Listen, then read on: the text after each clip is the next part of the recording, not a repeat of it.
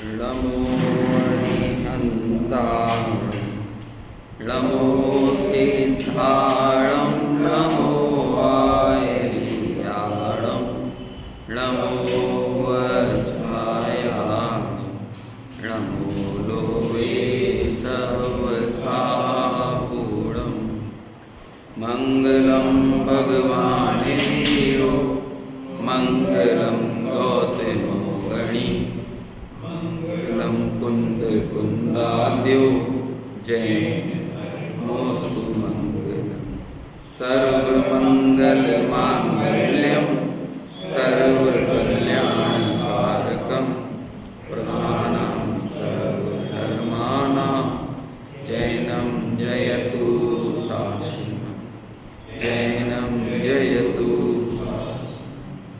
वंदित सर्वसिद्धे दोमचलमणोऽमङ्गलिं पत्ते गोच्छामि समय पाहुण निर्मो सुधकेवली मणिनं नमः समय साराय स्वानुभूत्या चकासते चित्स्वभावाय भावाय सर्वभावान्तरच्छेदे। समय सार ग्रंथ की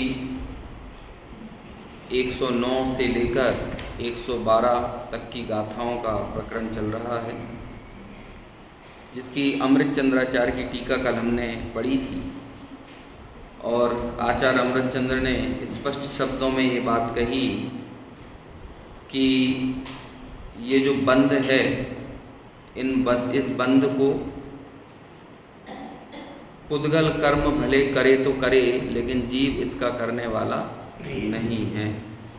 और यही बात उन्होंने टीका में स्पष्ट करते हुए यहाँ पर तीसरी चौथी लाइन में ये बात आई थी कि व्यापक भाव से यदि कुछ भी पुद्गल कर्म करे, किसे करे?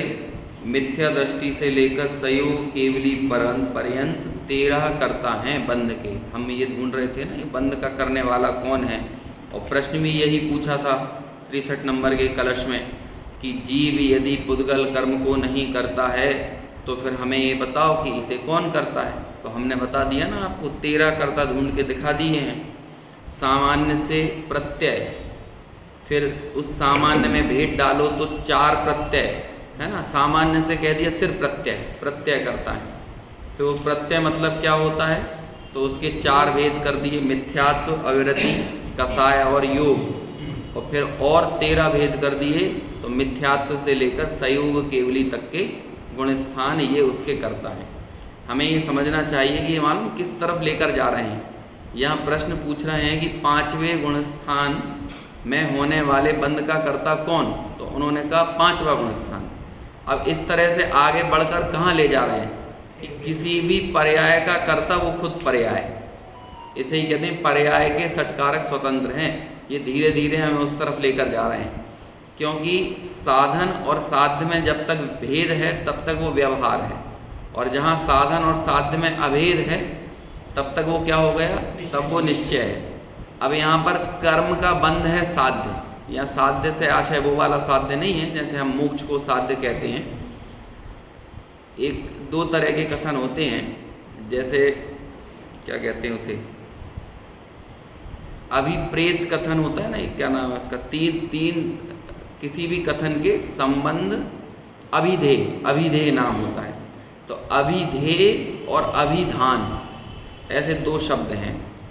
तो जो शब्द होते हैं वो होते हैं अभिधान, है ना, और जो वाच्य होता है वो क्या कहलाता है, अभिधेय। जैसे वाचक वाच्य संबंध है, साध्य साधक संबंध है, ऐसे ही एक संबंध होता है अभिधान अभिधेय संबंध। जो हर एक शब्द अपने बताए गए वाच्य के अभिधान होते हैं। तो शब्द क्या होते हैं, अभिधान, और जो बताया जाता है वो क्या होता है, अभिधेय। तो अब इसे ही देखो कि शब्द होते हैं साधन, और जिसे बताया जाता है वो होता है साध्य। तो एक तरह से जो बताया जा रहा है वो कौन हो गया, अभिधेय ना। तो अभिधेय हो गया साध्य, और साधन कौन हो गया, अभिधान, ये हो गया ना। तो जब अभिधान और अभिधेय में अभेद हो तब तो वो है निश्चय, और अभिधान और अभिधेय में भेद हो तब तक वो क्या है? व्यवहार। तो ऐसे ही यहाँ पर कह रहे हैं कि जब तक आपको ये लग रहा है कि कोई बंद करने वाला साधन अलग है और बंद होने वाला साध्य अलग है, यदि आपको ऐसा लग रहा है ना, तब तक है वो व्यवहार। और जब आपने सूक्ष्म दृष्टि से आगे बढ़ते बढ़ते कहाँ तक पहुँच गए कि बंद करने वाला साधन और बंद होने योग्य कार्य, इन दोनों में कोई भेद नहीं है, मतलब कारण कार्य में कोई भेद नहीं है, तो ये कारण कार्य की अभिन्नता का नाम है निश्चय, और ये है अत्यंत सूक्ष्म दृष्टि। और इस सूक्ष्म दृष्टि से जब हम देखेंगे तो पूछा जाएगा पर्याय में होने वाले विकार का कर्ता कौन, तो उत्तर क्या मिलेगा? वो पर्याय खुद। तो अभी एक गुणस्थान की लंबी पर्याय को पकड़ा गया है, जैसे कि एक कोई गुणस्थान है ना, 5वां गुणस्थान, चौथा, तीसरा, दूसरा कोई भी लिया, तो उस गुणस्थान का काल खंड कितना बड़ा होता है? बहुत बड़ा होता है। अलग अलग किसी का यथा योग्य अंतर मुहूर्त हम कहते हैं, लेकिन एक समय से तो ज़्यादा ही है ना गुणस्थान का समय। अब 5वें गुणस्थान का समय, अब वैसे तो आप कम से कम समय बोलोगे तो कितना कहा जाएगा? यथा योग्य अंतर मुहूर्त। इसी तरह 6वें को भी आपको यही कहना पड़ेगा, 7वें को भी, फिर 8वें, 9वें, 10वें में भी ऐसे ही काल गणना लगाई जाएगी, लेकिन वो एक समय से तो ज़्यादा ही होता है। अब हम कह रहे हैं कि वो एक समय में होने वाले विकार का कर्ता भी कौन? कि वो स्वयं, वो एक समयवर्ती पर्याय, वो स्वयं अपने उस सटकारक की करता है। ये समझ लो कौन से प्रवचन सार की 16वें नंबर की गाथा में स्वयंभू की एक गाथा है, उसमें इस बात को स्पष्ट किया है। स्वयंभू की गाथा में ये बहुत सूक्ष्म और पैनी दृष्टि है। अभी हालांकि उतनी सूक्ष्म बात कर नहीं रहे, लेकिन धीरे धीरे लेके वहीं जा रहे हैं आचार्य हमें, और इसका थोड़ा सा संकेत उन्होंने हमें 73 नंबर की गाथा की टीका में दिया था, जब उन्होंने ये कहा था कि सकल कारक चक्र प्रक्रियोत्तीर्ण निर्मलानुभूति मात्रत्वात् शुद्धहा, कि आत्मा कैसे शुद्ध है, तो उसके उत्तर में कहा था जो कारक चक्र की प्रक्रिया से पार है। तब कारक चक्र की प्रक्रिया क्या होती है? हमने वहाँ पर याद किया था, कारक चक्र, कारक किसे कहते हैं? 6 कारक होते हैं ना, तो कर्ता ने कर्म को करण से, संप्रदान के लिए अपादान से और अधिकरण पर। अब कोई भी कार्य होगा तो आपको ये 6 कारक देखना पड़ेंगे, और हम जनरली ये 6 के 6 कारक अलग अलग देखते हैं, है ना। जैसे कि मम्मी ने बेलन से, है ना, रोटी को, अब देखो बनाते आप देख रहे हैं तो बेलन अलग हो गया, रोटी अलग हो गया। पुत्र के लिए, समझ में आया ना, प्लेटफॉर्म पर, मतलब जहाँ पर वो रोटी बेल रही है, और आटे में से, तो आटे में से वो रोटी निकल रही है। तो अब देखो ये पूरे के पूरे 6 कारक अलग अलग हैं। पुत्र अलग है, माँ अलग है, रोटी अलग है, आटा अलग है, तो सब चीज़ें अलग अलग हुई ना। तो ये 6 कारकों की जहाँ भिन्नता होगी वो होंगे व्यवहार षटकारक, और जहाँ 6 कारकों की अभिन्नता होगी वो होंगे निश्चय षटकारक। तो अब जब तक वो व्यवहार षटकारक है तब तक आप तत्समय की योग्यता वाले वास्तविक कारण तक नहीं पहुँचे। ये कहना चाह, हमने 4 तरह के निमित्त और उपादान के भेद करके भी चर्चा पहले समझी थी। उपादान के कौन कौन से भेद किए थे? क्षणिक उपादान और त्रिकाली उपादान, फिर हमने इसके भी भेद करे थे। फिर निमित्त के भी बहिरंग और अंतरंग, है ना, ऐसे 2 भेद हमने वहाँ किए। अभी निमित्त को अलग कर दो, उपादान में आओ, तो उपादान के 2 भेद कौन से? क्षणिक और त्रिकाली। अभी त्रिकाली उपादान को साइड में कर दो, क्योंकि त्रिकाली उपादान तो जो है वैसा का वैसा हमेशा रहेगा, लेकिन क्षणिक उपादान के 2 भेद, तो एक अनंतर पूर्व क्षणवर्ती पर्याय और अनंतर उत्तर क्षणवर्ती पर्याय। तो जो अनंतर उत्तर क्षणवर्ती पर्याय है ना, उसका ही नाम क्या है? उसका ही नाम है तत्समय की योग्यता।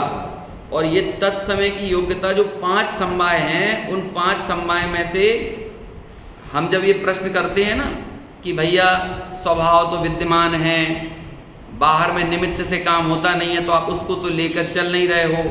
फिर पुरुषार्थ भी हम यथा योग्य कर ही रहे हैं। अब पुरुषार्थ कौन सा गिना जाएगा? जो पूर्ववर्ती पुरुषार्थ, अनंतर पूर्व क्षणवर्ती पर्याय जो है ना, उसका नाम है पुरुषार्थ। अब वो जो दो चीज़ें भवितव्यता और होनहार, ये दो चीज़ें कहाँ पर गर्भित होती हैं? तत्समय की योग्यता में। हालांकि जब भी कार्य होगा तो पांचों समवाय मिलेंगे और कार्य नहीं होगा तो एक भी समवाय नहीं मिलेगा। लेकिन जब उस वास्तविक निश्चय तक पहुंचने की या सूक्ष्म दृष्टि से अंतिम निष्कर्ष तक पहुंचने की कोशिश करते हैं तो कहते हैं ये कार्य कैसे हुआ? तो कहते हैं ये कार्य उससे स्वयं से ही हुआ, और इस स्वयं से होने का ही नाम है तत्समय की योग्यता। अब ये तत्समय की योग्यता क्यों याद करना पड़ी? हम ये समय सार क्यों पढ़ रहे हैं? निर्भर होने के लिए पढ़ रहे हैं ना। यदि आपके दिमाग में जरा सा भी भार है कि हमें सम्यक दर्शन करना है, सम्यक दर्शन करना है, तो ये भार है बहुत बड़ा। इस भार को लेकर कोई सम्यक दर्शन नहीं ले सकता है। मेरी पर्याय जा रही है, ये सब प्रेरणा में बोली जाने वाली बातें हैं। कल्याण कर लो भाई, पर्याय निकली जा रही है, जब लो न रोग जरा गहे तब लो झटती निज हित करो। ये सब प्रेरणा में बोले जाने वाली बातें हैं। लेकिन अब कोई लोड ले ले इस बात का कि भैया इससे पहले रोग हो, इससे पहले मरण हो जाए, उससे पहले झटती निज हित करो, झटती निज हित करो। कैसे करोगे झटती निज हित? तुम तो तनाव में जा रहे हो। इसलिए धर्म करने वाले, मतलब जो धार्मिक क्रियाओं से जुड़े रहने वाले ज़्यादा डिप्रेस दिखते हैं और भोग विलास वाले आनंदित दिखाई देते हैं, जबकि होना तो उल्टा चाहिए। यदि तुम्हें लगता है धर्म सुख का कारण है तो तुम्हारे चेहरे पर तो अत्यंत निश्चिंतता होना चाहिए कि नहीं? अब वो निश्चिंतता कैसे आएगी? ये 12 भावना पढ़ेगा तो रोने लग जाएगा, पंच परावर्तन की कथा सुनेगा तो रोने लग जाएगा, 4 गति 84 लाख योनियों की कथा सुनेगा तो आंखों में आंसू आ जाएंगे, निराशावाद, पलायनवाद, है ना, ये उसके दिमाग में बैठ जाएगा। तो क्या करें? निश्चिंत होने का नाम धर्म है, निर्विकल्पता का नाम धर्म है, स्वसंवेदन का नाम धर्म है। तो वो निर्विकल्पता, क्या कहें, निश्चिंतता, स्वतंत्रता, ये वस्तु स्वातंत्र के निर्णय के बगैर संभव नहीं है। और वस्तु स्वातंत्र की अंतिम सबसे सूक्ष्म जो उद्घोषणा है ना वास्तु स्वातंत्र की, उसका नाम है तत्समय की योग्यता। और ये तत्समय की योग्यता यहाँ भी लगा लो कि विकार का करने वाला कौन? क्योंकि हम कर्म के लोड लिए हुए हैं ना, ये कर्म हमें परेशान कर रहे हैं, ये बंध से मैं निवृत्त कैसे होऊंगा? तो आचार्य कहते हैं बंध से निवृत्त होना क्यों हो? तुम निवृत्त हो ही, वो तो तुम में प्रवेश ही नहीं किया ना, पुद्गल ही उसका करने वाला है, सामान्य से प्रत्यय उसके करने वाले हैं। थोड़ा और विशेष में जाओ तो मिथ्यात्व, अविरति, कषाय और योग करने वाले हैं। और विशेष में चले जाओ तो कौन करने वाला है? 13 गुण स्थान करने वाले हैं। और विशेष में चले जाओ, माने और सूक्ष्म में चले जाओ, तो वो प्रत्येक समय के विकार का करने वाली वो पर्याय स्वयं ही है। ऐसा सबसे सूक्ष्म इकाई तक जब लेकर जाएंगे तब वो वास्तु स्वातंत्र का सिद्धांत, क्रमबद्ध पर्याय का सिद्धांत हमें समझ में आएगा। और जब आपने पर्यायों की क्रमबद्धता, वस्तु की स्वतंत्रता, है ना, एक द्रव्य का दूसरे द्रव्य में सर्वथा अभाव है, द्रव्य द्रव्यांतर नहीं हो सकता, गुण गुणांतर नहीं हो सकता, एक द्रव्य दूसरी पर्यायों का करने वाला नहीं हो सकता, ये सारे सिस्टम को जब हमने समझ लिया तब फिर ज्ञानियों के मुख से निकलता है, हमको तो कछु भय नारे जान लियो संसार। ऐसा भजन है ना, जा करी जाही जौन समय में, वो क्या है, इसी तरह का भजन है ना, जो हो तो, बहुत अच्छा भजन है। क्रमबद्ध पर्याय की पुस्तक में भी दादा ने उसको उद्धृत किया है। उसमें 2 बातें कही, एक तो त्रिकाली उपादान की तरफ से भी बात आई है भजन में, जो निगोद में सोई मुझ में सोई मोक्ष मझार, निश्चय भेद कछु ही नाई भेद गिने संसार। तो अब एक तो ये त्रिकाली उपादान की बात हो गई कि जो निगोद में, मुझ में और वही किस में है, मोक्ष में है, निगोद में है, और मुझ में भी वही है, मतलब हम में कोई भेद नहीं है। तो अब कोई कहने लगे निगोदिया से कंपैरिजन कर रहे हैं कि सिद्धों से कर रहे हैं? अरे कंपैरिजन कर ही नहीं रहे, ये है उस पंक्ति का मतलब कि तुम्हें दिखता है निगोदिया अलग, सिद्ध अलग और मैं अलग, लेकिन मुझे तो सब में एक आत्मा ही दिखाई देता है ना। तो ये तो त्रिकाली उपादान की अपेक्षा से सब समान है। और अगली लाइन जो है वो तत्समय की योग्यता को बताने वाली है, और वही जो मुझे याद नहीं आ रही अभी, जा करी जाही, है ना, हाँ देखो दादी सुना रही है ना, जाकरी जाही जो हो तब जा द्वार, है ना। सो बनी है टरी है कछु नाही, क्या जान, हाँ, कर लीनो निर्धार। तो ये जो दूसरी वाली पंक्ति है ये काय को बताने वाली है, ये तत्समय की योग्यता को, कि वो जिस द्वार से जो काम होना हो उसका निमित्त जो होगा, उसका पुरुषार्थ जो होगा, उसकी होनहार जैसी होगी, उसकी काल लब्धि जैसी होगी, सो बनी है। बनी है मतलब होकर ही रहेगी। टरी है कछु नाही, टलने वाली नहीं है। तो ये हमने दूसरी पंक्ति में किसकी उद्घोषणा सुनी, तत्समय की योग्यता की। अब बस यही कि ये अपने जीवन पे घटा कर देखो। नौ कर्म में तो घटाना ही, कर्म में भी घटाना। नौ कर्म में घटाना मतलब ये जो अपने घर गृहस्थी के कामकाज में, शरीर के क्रियाओं में जो काम हो रहा है उसमें तो देखना ही। बोलो, एक पकते हुए बाल को आप पकने से रोक सकते हो? चेहरे पे आने वाली झुर्रियों को अपने चेहरे पे आने से रोक सकते हो? ये नहीं है संभव। नौ कर्म में हम भले अहंकार करके बैठ जाएंगे, मैंने अपने बुढ़ापे को थोड़े कुछ समय के लिए आगे खिसका दिया, है ना। कई बार इस तरह की बातें करते हैं, थोड़ी एक्सरसाइज करके लोग थोड़े से चमक दमक वाले बन जाएं, और जो उन्हें 50-55 साल की उम्र में जैसे जनरली बाकी लोग दिखते हैं, वो कंपैरिजन दूसरों से कर रहे हैं, वस्तु स्वरूप से नहीं कर रहे। क्योंकि आपके हिसाब से कुछ आपने पैमाने तय किए हुए हैं। सेलेक्टिव अप्रोच जिसे बोलते हैं, कि हम जो भी अपनी अप्रोच बनाते हैं वो किस हिसाब से तय करते हैं, वस्तु व्यवस्था से कि हमारे आसपास के लोगों के हिसाब से। हमारे सब चीज़ हमारे लिए वही है। जैसे मान के चलो कि पहले सफलता के पैमाने कुछ और हुआ करते थे, अब कुछ और होते हैं, आने वाले समय में कुछ और होंगे। अब आज एक आते आते न्यूज़पेपर की न्यूज़ सबसे ऊपर हेडिंग दिखाई दी कि केरला में डॉक्टरों की सैलरी और सफाई कर्मियों की सैलरी एक बराबर है। अब आप बताओ क्या करोगे इसमें, है? नहीं तो किसी ज़माने में डॉक्टर बनना क्या था, मतलब सफलता का बहुत बड़ा पैमाना हुआ करता था ना। लेकिन अब इतने सारे डॉक्टर हो जाएं कि उनकी खपत ही ना हो, उतनी बीमारी ना रह जाए, जो देखो वही डॉक्टर है, तो फिर क्या करोगे आप।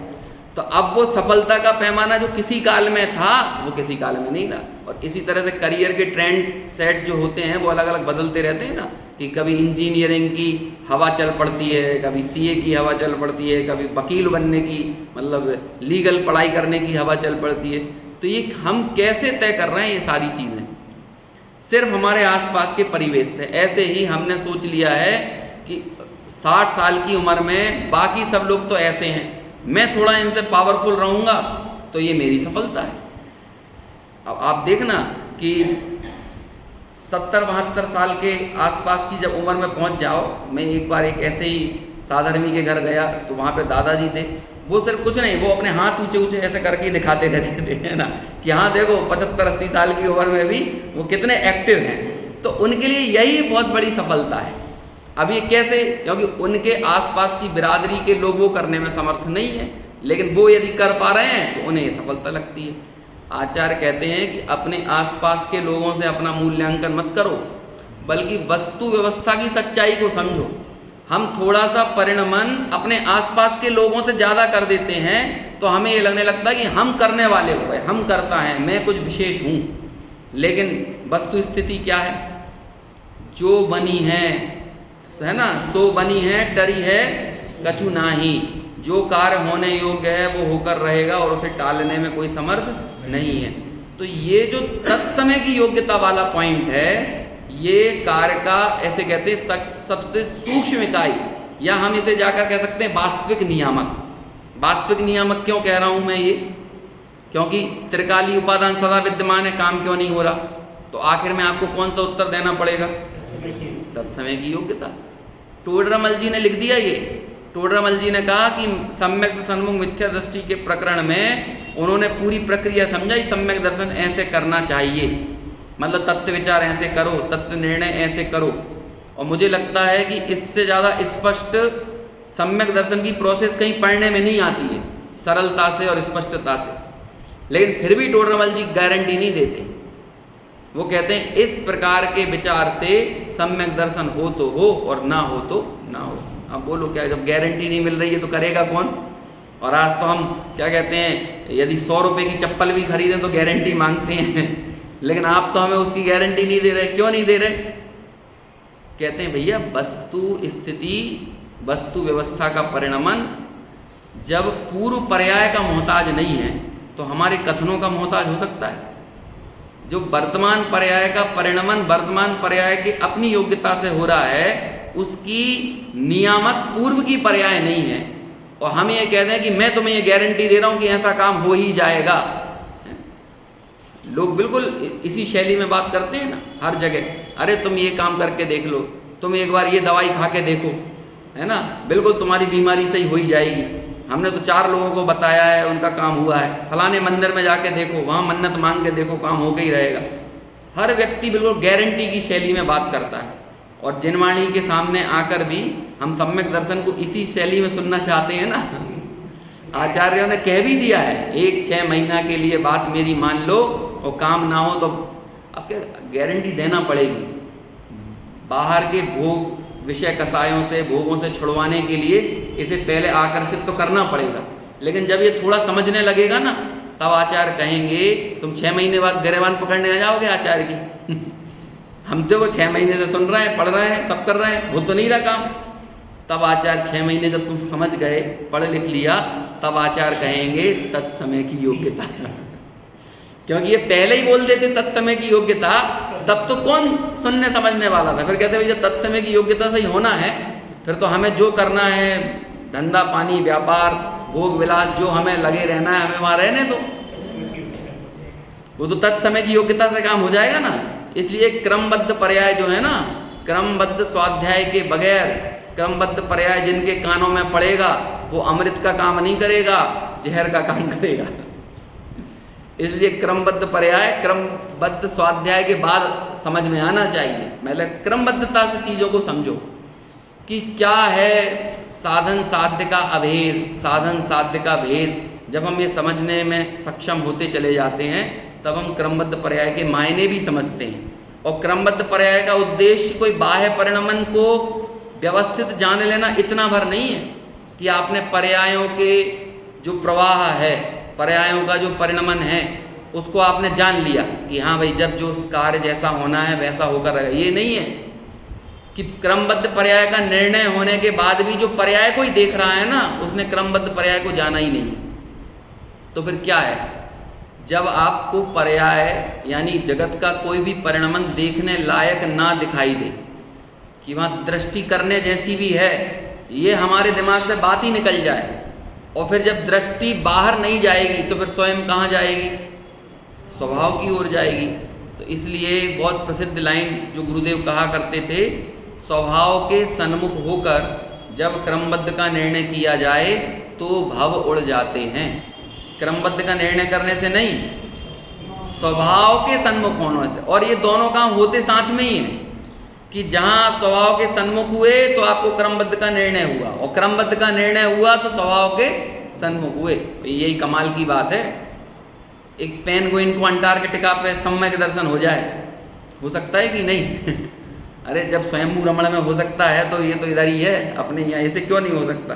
तो वो लोग क्या होगा, उसे क्रमबद्ध पर्याय का निर्णय हुआ कि नहीं? कितना जानती वो पेंगुइन, सम्यक दर्शन को जानती है, नाम भी नहीं जानती सम्यक दर्शन, नाम भी नहीं जानती क्रमबद्ध पर्याय, लेकिन उसे भी जगत में कुछ देखने योग्य नहीं लग रहा है, और उसे मैं आत्मा हूँ इस बात की प्रतीति हुई है। तो उसे स्वभाव की सन्मुखता भी है और उसे क्रमबद्ध का निर्णय भी है। और एक व्यक्ति जो कि बहुत आगम अभ्यासी होकर, यहाँ पर देखो आगम अभ्यासी होने से हम तुरंत ये पकड़ लेते हैं आगम अभ्यास ज़्यादा नहीं करना। गुरुदेव ने कई बार ऐसा बोल दिया ना, क्षयोपम ज्ञान से कुछ नहीं होता, तो फिर लोगों ने स्वाध्याय का निषेध करना चालू कर दिया। अरे भाई ये बात किसके लिए कही है? वो एक आध बीमार आदमी के लिए कही है जो बहुत अभ्यास करने के बाद इसका अहंकार जिसके दिमाग पर चढ़ गया, तो उसे ऐसा कहते हैं कि ज़्यादा पढ़ने से नहीं है, स्वभाव के सन्मुख यानी स्वसंवेदन नहीं हुआ तो फिर ज़्यादा पढ़ के क्या करोगे? उसके लिए ये बात कही थी। अब जिनने कभी शास्त्र उठा के ही नहीं देखा, वे लोग भी अपने दिमाग में ये बात बिठा लें कि ज़्यादा क्षयोपम ज्ञान से क्या होता है, तो ये उनके लिए थोड़ी कही थी। किसी किसी विशिष्ट प्रकार के बीमार व्यक्ति के लिए तैयार की गई दवा सब लोगों के लिए थोड़ी दी जाती है। तो ऐसे ही वो एक विशिष्ट प्रकार का बीमार व्यक्ति था जिसे ज्ञान का मद हुआ था, तो ऐसे लोगों के लिए कह दिया कि क्षयोपशम ज्ञान से क्या होता है। यदि ऐसा ही लगने लगे, यदि क्षयोपशम ज्ञान से कुछ नहीं होता, तो तुम जो लोक के कार्यों में प्रवृत्त हो रहे हो वो कौन से ज्ञान से प्रवृत्त हो रहे हो? ज्ञान के तो दो ही प्रकार हैं, या तो क्षयोपशम ज्ञान होगा या क्षायक ज्ञान होगा। 12वें गुणस्थान पर्यंत तक कौन सा ज्ञान है? क्षयोपशम ज्ञान ही है। तो वो क्षयोपशम ज्ञान से कुछ नहीं होता, क्षयोपशम ज्ञान से कुछ नहीं होता, ऐसा कहकर शास्त्र स्वाध्याय का ही निषेध करेंगे। बाकी लोक की दुनियादारी की जो चीज़ें चल रही है ना, उनका निषेध हृदय में कभी भी नहीं समाता। तो ये एक विशिष्ट अवस्था में कही गई बात है। खैर, अपन वापस विषय पे आते हैं कि मूल जो बात है कि जिसे स्वभाव की सन्मुखता है, मतलब ये सारा शास्त्र अभ्यास भी एक ही काम के लिए है। उत्तम चंद जी पंडित जी थे ना, वो 3 नियम दिलवाते थे, याद आते हैं किसी को? कौन कौन से?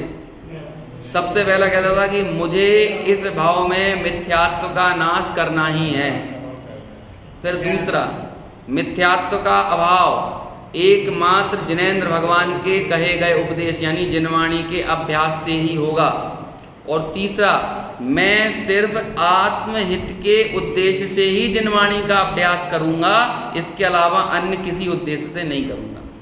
अब जिसके लक्ष्य में एकमात्र आत्महित हो, एकमात्र स्वसंवेदन हो, एकमात्र स्वरूप सन्मुखता का ही जो लक्ष्य लेकर अभ्यास कर रहा हो, उसको सवाल ही खड़ा नहीं होता है कि जिनवाणी पढ़कर ज्ञान का मद खड़ा हो जाए, अध्यात्म का अजीर्ण हो जाए, अथवा किसी को नीचा दिखाना, अपनी प्रतिष्ठा बढ़ाना, ऐसी कोई भी अन्य मान्यताएं जो हैं वो तो स्वतः होती ही नहीं हैं।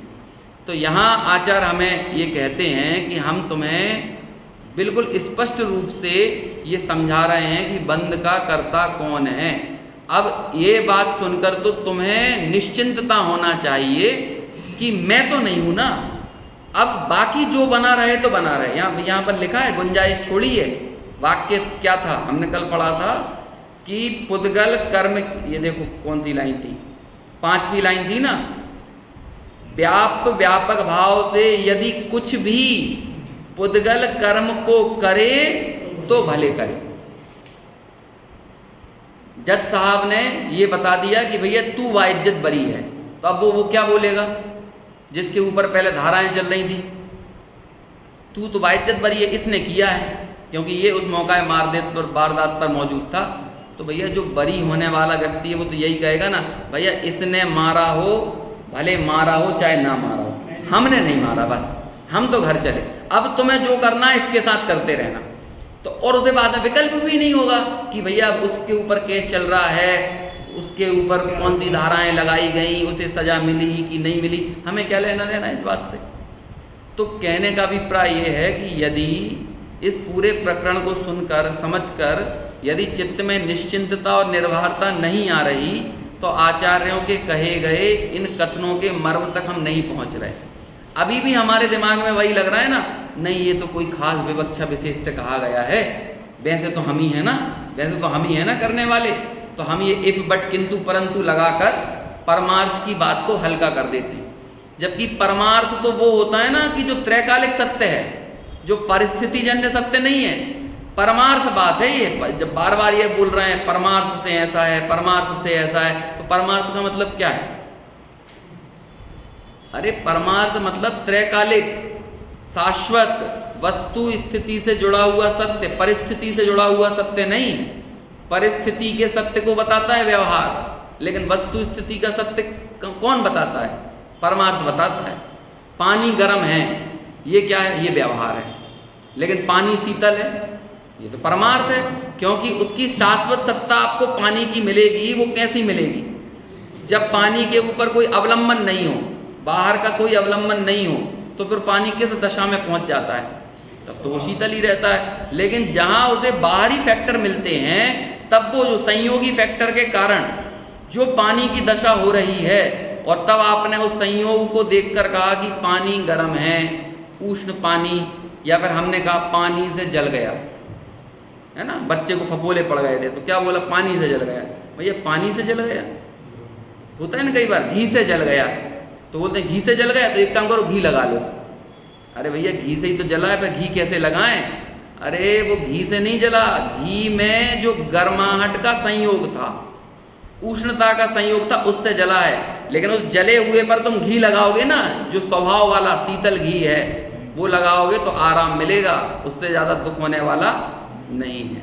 तो इस तरह से संयोगी कथन, परिस्थिति जन्य कथन, ये सारे कथन करता है व्यवहार, और शाश्वत त्रैकालिक वस्तु स्थिति जन्य कथन करता है निश्चय, परमार्थ। और उसी निश्चय ने ये कहा है कि बंध का कर्ता कौन?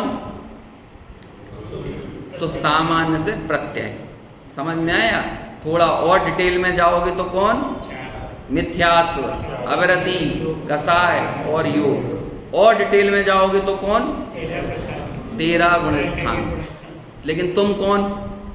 गुणस्थान, प्रत्यय, या फिर मिथ्यात्व, अविरति, कसाय या योग? तो आचार्य कह रहे हैं हम तो कह कह के थक गए भैया। चेदना गुणम निच्चा, ये इस तरह की बातें आई थी ना। 68 नंबर की गाथा की हमने जो आखिरी लाइन पढ़ी थी,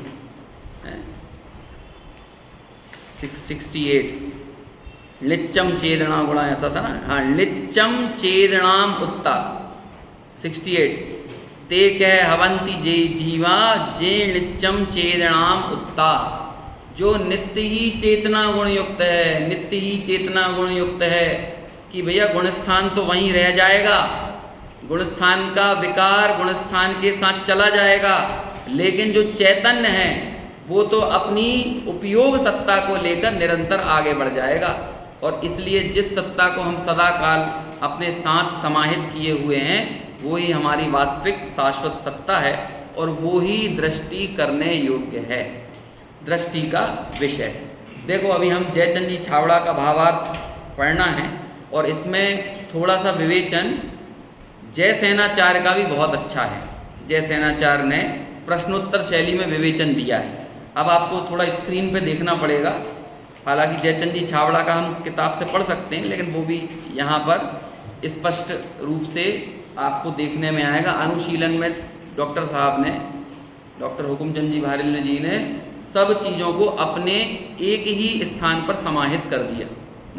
दादा ऐसा बोलते थे कि जो इसमें है वो कहीं नहीं है ना, और जो सब जगह है वो इसमें है, और जो इसमें नहीं है वो कहीं नहीं। ऐसा अनुशीलन के संबंध में समझ लो कि अपनी साहित्य साधना के ऊपर कई लोग कह सकते हैं घमंड है, लेकिन उसे घमंड नहीं कहो, साहित्य साधना पे इतना विश्वास है कि हमने इतना सब जानकर, पढ़कर, समझकर चीज़ें निर्णय की हैं कि कौन कौन सी चीज़ें महत्वपूर्ण हैं और वो यहाँ पर रखी जानी चाहिए, तो उन्होंने उनको यहाँ पर रखा है।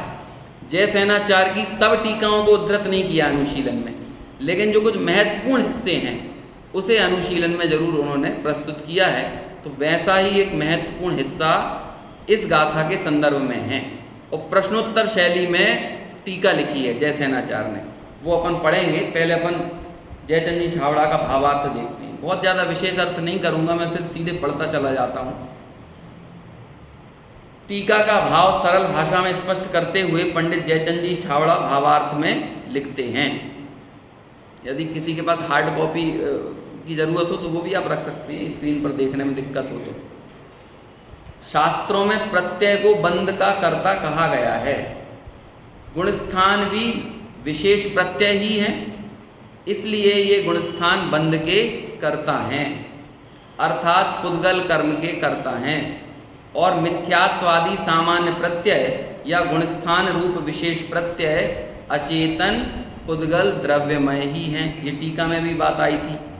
इससे यह सिद्ध हुआ कि पुद्गल द्रव्य ही पुद्गल कर्म का कर्ता है, जीव नहीं। जीव को पुद्गल कर्म का कर्ता मानना अज्ञान है। यहाँ एक बात तो ध्यान देने योग्य है, यह है कि गुणस्थान कर्ता होकर व्यापक भाव से पुद्गल कर्म को करे तो भले ही करे, परंतु आत्मा तो कर्म का कर्ता है ही नहीं। आत्मख्याति के उक्त वाक्य की भाषा ही ऐसी है कि जिसमें आत्मा कर्ता नहीं, इस बात पर अधिक वजन है। गुण स्थान करता है या नहीं, इस बात पर नहीं, हमें नहीं लेना देना। गुण स्थान करता है या नहीं ये तुम जानो, आत्मा तो नहीं है ना करता, बस महत्वपूर्ण बात ये है।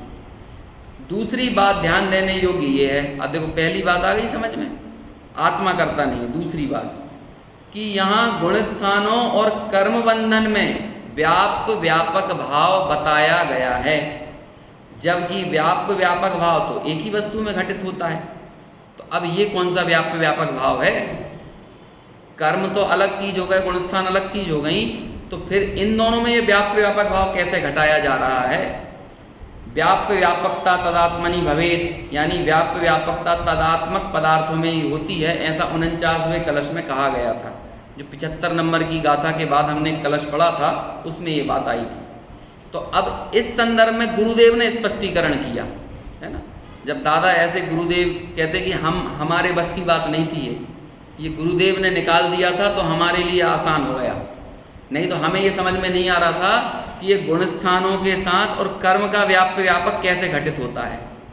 अब मान के चलो गुरुदेव को अभी हमने नहीं पढ़ा, अब आप निकाल के बताओ कैसे व्यापक होता है। दादा कहते हैं हमसे भी नहीं बन रहा, हम भी नहीं निकाल पाने में समर्थ थे।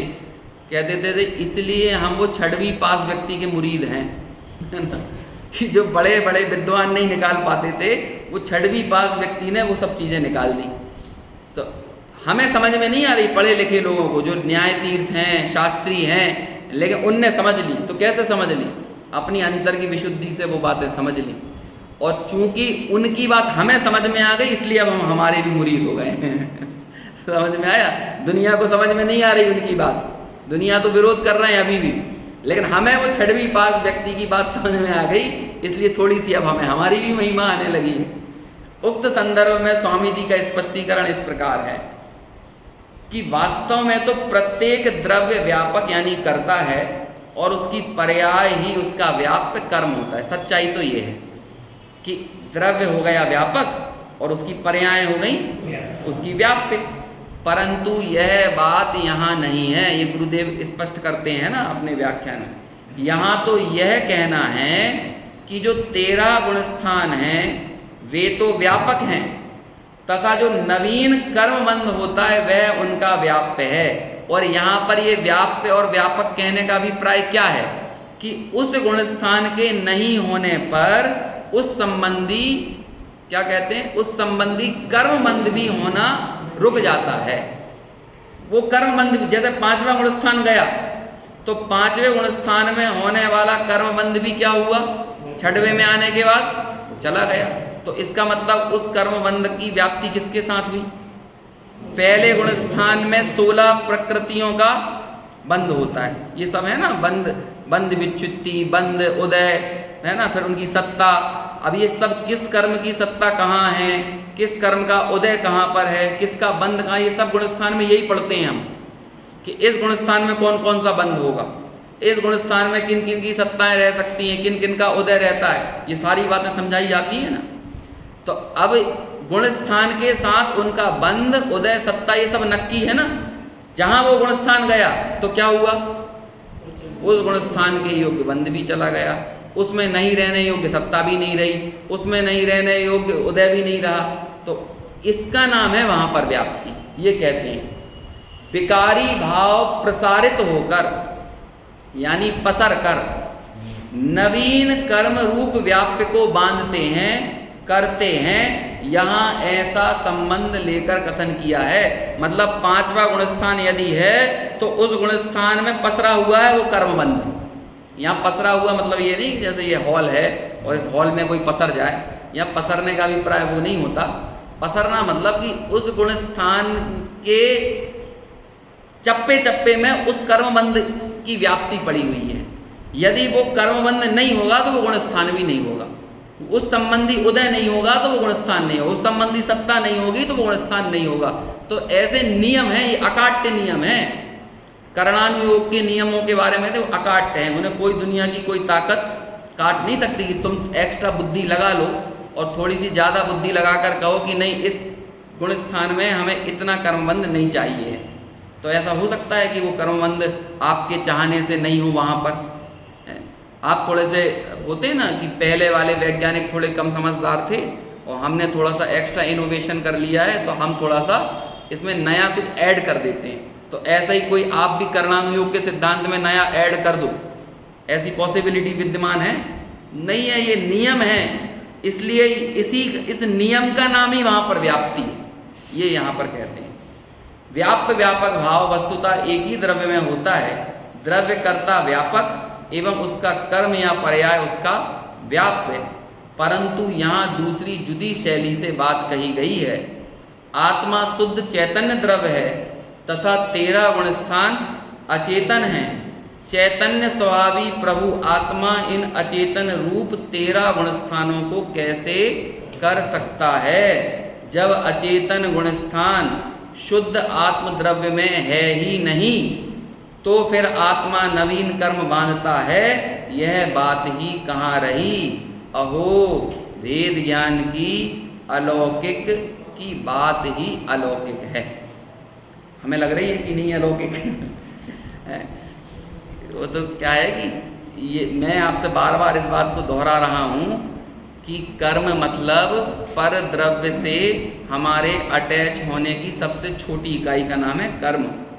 अभी हमारी समस्या कर्म नहीं है, हमारी समस्या तो ये है कि मैं दुकान चलाता हूँ कि नहीं, हमारी समस्या तो ये है कि मैं रोटी बनाता हूँ कि नहीं, मैं प्रवचन सुनाता हूँ कि नहीं, हमारी समस्या ये है कि नहीं?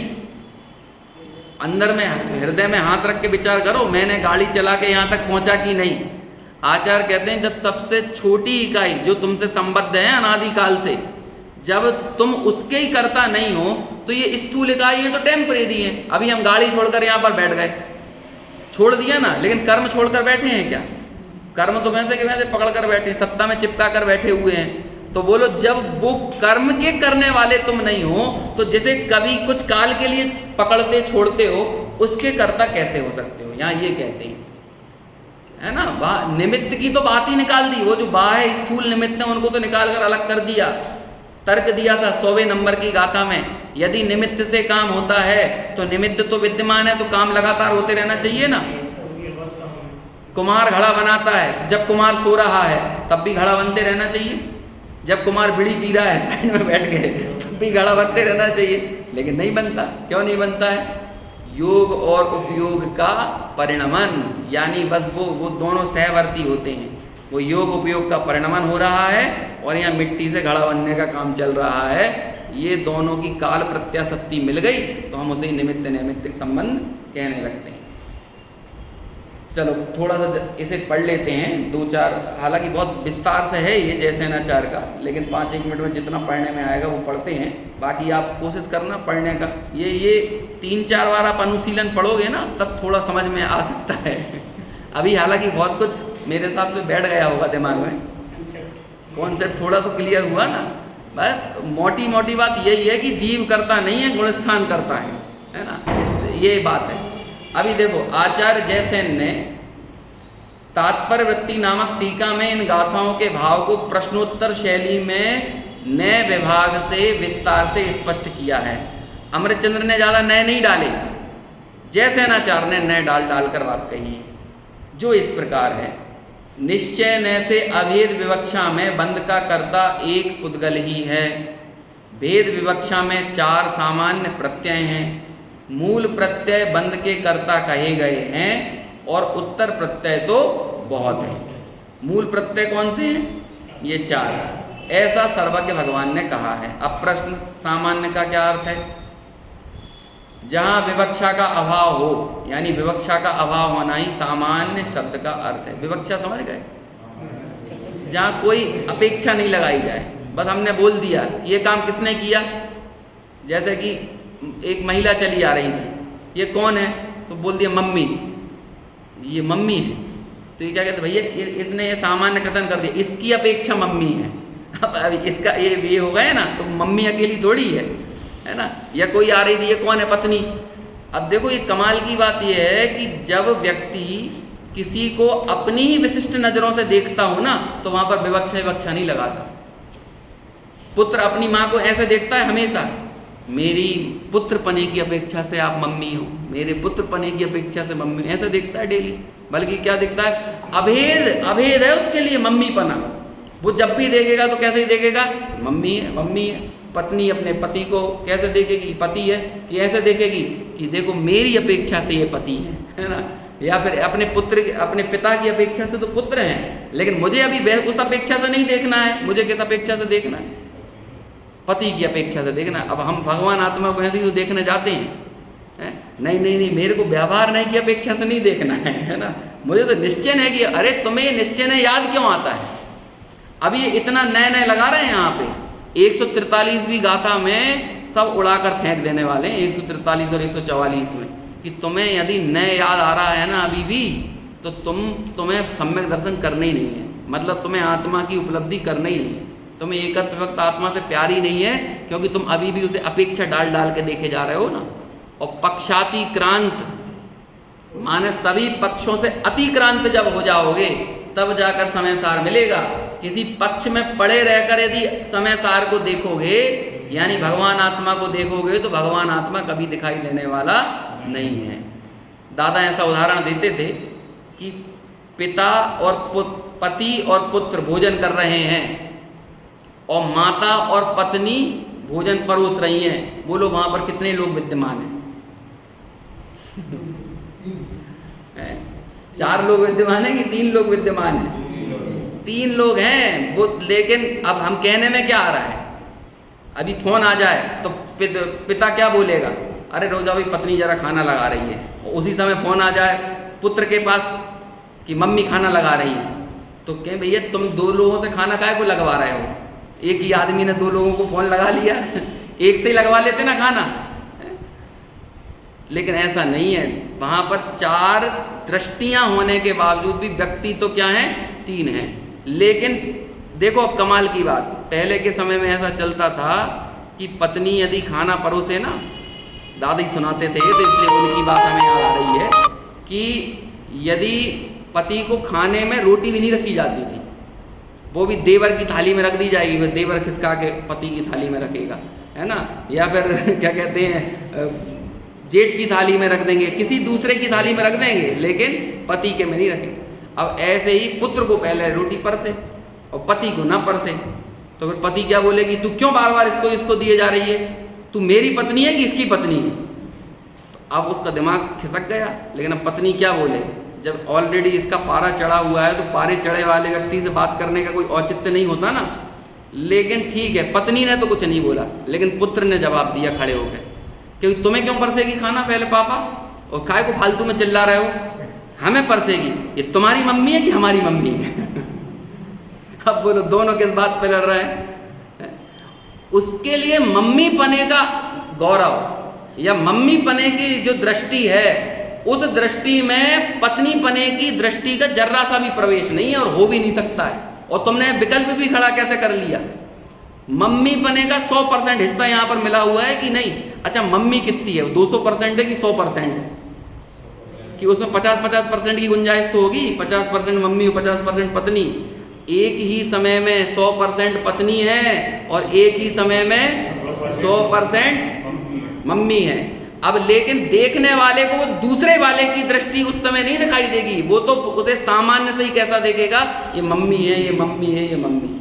ऐसे ही ज्ञानी की दृष्टि वो व्यवहार की 100% वाली बात पर नहीं जाएगी कि व्यवहार ने तो कहता है ना कि आत्मा राग का करता है, तो बोलो आत्मार्थी की दृष्टि जाएगी कि नहीं? थोड़े से तो गुंजाइश दे दे राग के लिए, विकार के लिए। नहीं, शुद्ध है, शुद्ध है, शुद्ध है, और उसको कोई अपेक्षा लगाने की जरूरत नहीं है उस आत्मा को शुद्ध देखने के लिए।